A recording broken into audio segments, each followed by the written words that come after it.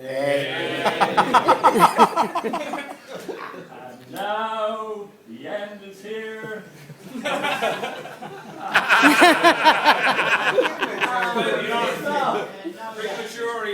And so I face my retirement party. My friends here all around, I hope they all are hale and hearty. I've loved you all, I've coped with each and every problem, but now, from this day on, I'll do it my way.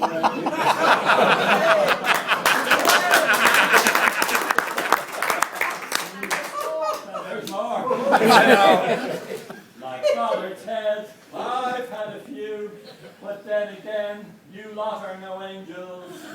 My trades were always in the office, while lakeside deals were done by Peter.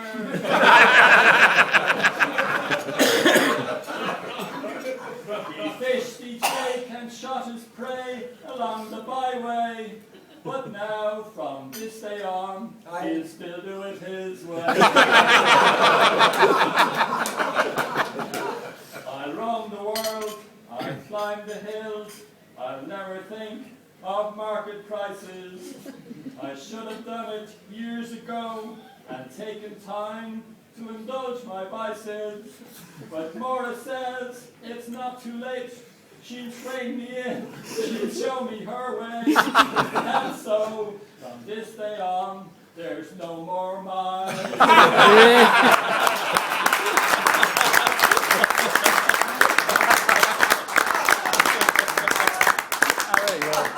Sure for next. I'd like to follow it. No, I'm finished. I'm not finished. A friend of mine, I was asking him, he retired, and I said to him, what will I say? And he just said, think of the Panzer divisions. And I said, the Panzer divisions? He said, yeah. He said, tanks, tanks, tanks. So I have a list of tanks here. And my first tanks is tomorrow. Here, here. And we're married now 44 years. And before that, we were together about 4 years, so we'll go next year 48 years. And she is probably one of the main reasons that I'm here where I am tonight. So I want to thank her very much. The next one is the honcho himself. And I want to thank him for his friendship over 30 years. And Geez, I'm going to have to change my speech. And mainly for your kindness on my retirement. And the best thing I can wish you and Sandra is good health. And to all my colleagues in COMEX, thank you for good times and every success in the future. And I know that Connor and Ciara are missing tonight, and I'd like to pass on my best wishes to them. Two very nice people. The next one is Mr. Parientes, all the way from Bayonne. And I want to just say to Bernard, thank you very much for coming over. And you're the perfect gentleman. And as I've always said to you before, Bernard, gentleman. I love you too. So, moving on, I want to thank Robert Stretfield, Eddie Darcy, Mike Stringer, Trevor Stetzel, and Andy Walker for coming across the water to be here today. I appreciate it very much. It's lovely to see you all. And then moving on, I want to thank all the people from the north, the wee north, like Joe and all the rest of you from the north. Trevor Rankin over there eating away and not listening to And also, Nobody ever listens to you. and also the people from the south, Ray Ryan and various people around the table.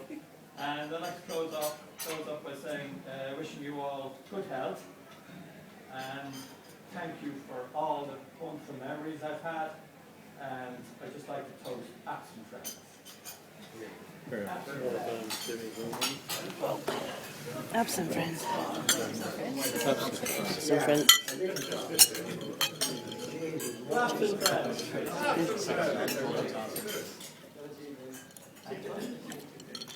And thank you very much indeed for the people who gave me presents.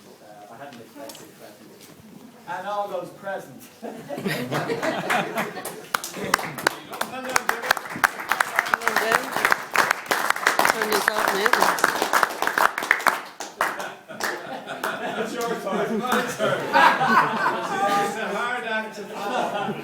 think so. I think Peter, don't say I've only one page. Hit that is opposite our sensor on it. See, it should go red. Is it recording or still? It is. It's still green, is it? No, there's not. No, So leave it like that. No, you're not to cry. You're not to cry. I'm not going to cry. I want to borrow my glasses. Oh, I need my glasses. No, I have them. That's a basic. No, don't cry. No, I'm not going to. He's a friar. Yeah, Jimmy wants tears. Jimmy wants tears. You were always. Now stand up. I've been What about people behind you? You can stand out there. Oh, okay. All right. Stand Okay, stand that's on gone. the That's circle. gone. I might have to look at it a little bit, but. Peter, Here. what's that there How for? come you got it? Why don't you stand beside Because your James? wife for 44 years. Bring yourself across the channel there. You're dead right. You're Peter. dead right. David, wipe that lipstick from your face. What's me saying? Wipe the lipstick and be a base. Right. Good.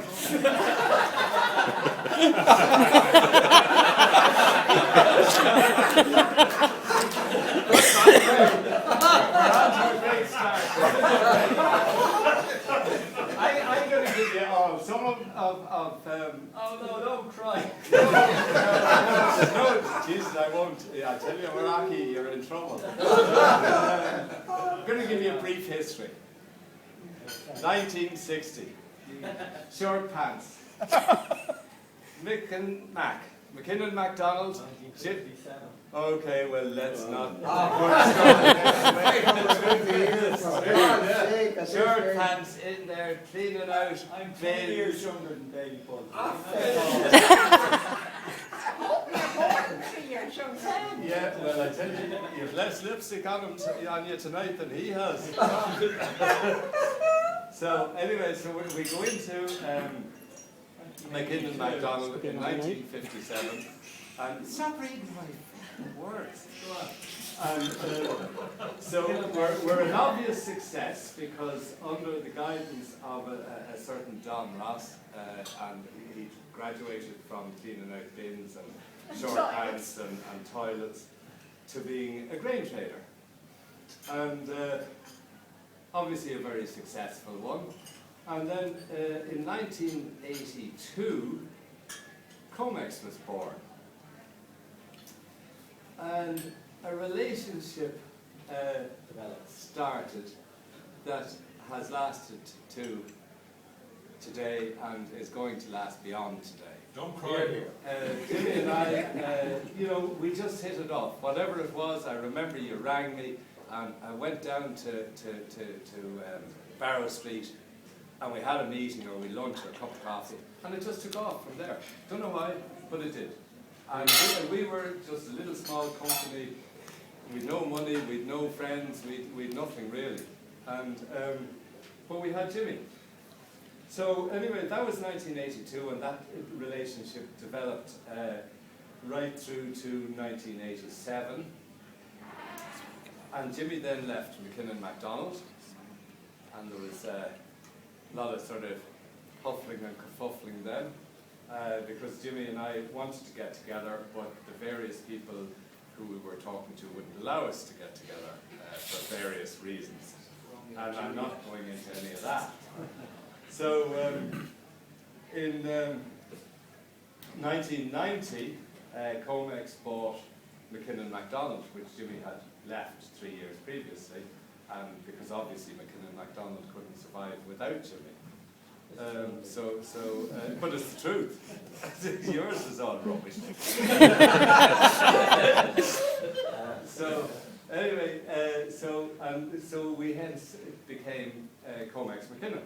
So there's 1990. That's where Comex McKinnon came from. So then we came to 1992. In 1987, Jimmy formed James Gorman Limited. So then in 1992, basically Jimmy went to the dark side. You, Rocky. Yeah, like John Corker Limited. So that lasted for about 4 years, and finally he saw the light. And he joined Comex McKinnon. So he was really, in a way, 50% back to where he'd left in 1987. The money was saved for. But the chicks were free.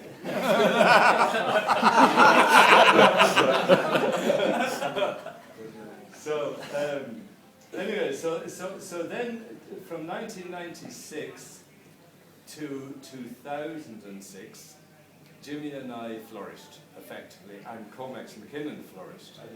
As far as I was concerned, it was a team.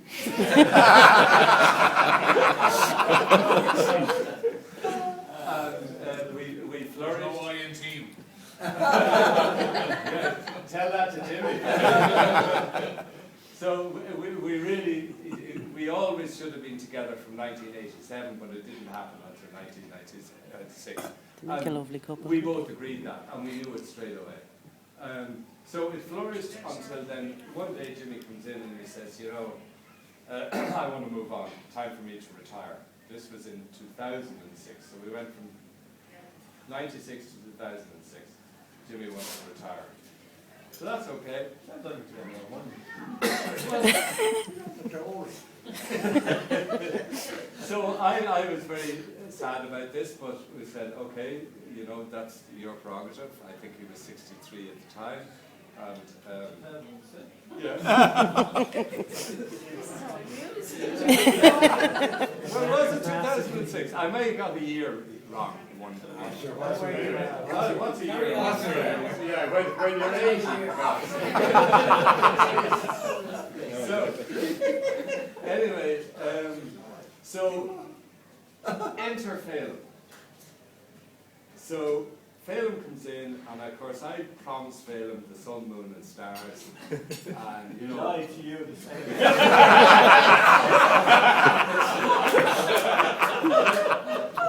But the chicks were free, Jimmy.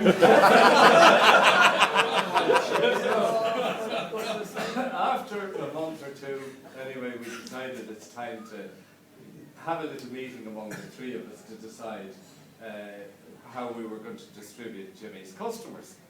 So we go into the boardroom in Rock Road, and the three of us are sitting there, and okay, lads. So I said, okay, lads. So what are we going to do, Jimmy? You know, where are we going? Who do you think should go where? And Jimmy just says, well, there's a little bit of a problem here. I decided not to retire. So now we have three traders. I was at the top pinnacle of my career. So I thought. Say he was the only one to believe. At the lakeside. So Jimmy, so I just looked at Jimmy and I said, jeez, I cannot believe this. Because I had spent a full year trying to land Phil. So anyway, I just thought, okay, look, there's a problem here because the business wasn't big enough for three of us. Three serious egos, I have to say as well. So, particularly Jimmy. So, I just said, okay guys, there's only one way out of this one. I'll retire. So I did, from trading.